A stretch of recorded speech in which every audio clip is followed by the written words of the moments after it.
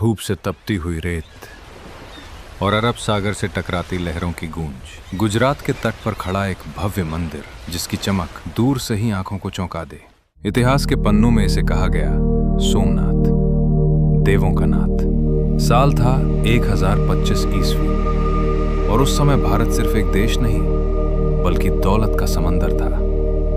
सोने चांदी से भरे मंदिर, हीरों से सजे दरवाजे और उन्हीं में सबसे अमीर, सबसे पवित्र सोमनाथ मंदिर।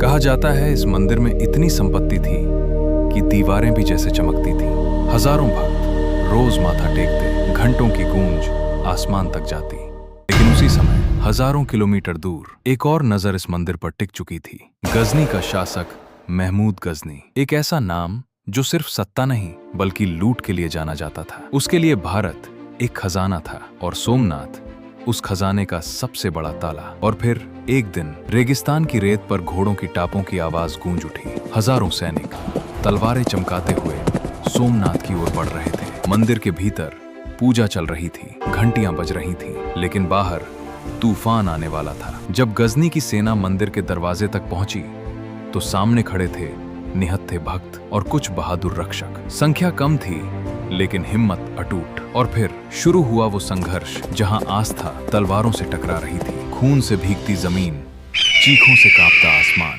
लेकिन सेना का हमला रुकने वाला नहीं था। कुछ ही घंटों में मंदिर के दरवाजे टूट चुके थे और गजनी अंदर प्रवेश कर चुका था।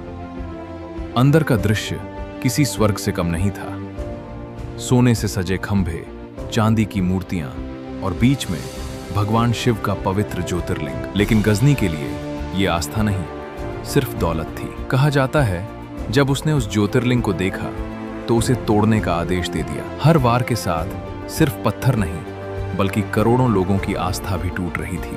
मंदिर के खजाने को लूट लिया गया। सोना, चांदी, हीरे, सब कुछ ऊंटों और घोड़ों पर लाद लिया गया। इतिहासकारों के अनुसार इतनी दौलत थी कि गिनती करना भी मुश्किल हो गया। लेकिन कहानी यहाँ खत्म नहीं होती। सोमनाथ सिर्फ एक मंदिर नहीं था, वो एक प्रतीक था और प्रतीक कभी पूरी तरह खत्म नहीं होते। सालों बाद फिर से इस मंदिर का निर्माण हुआ, फिर टूटा, फिर बना, बार बार बार बार।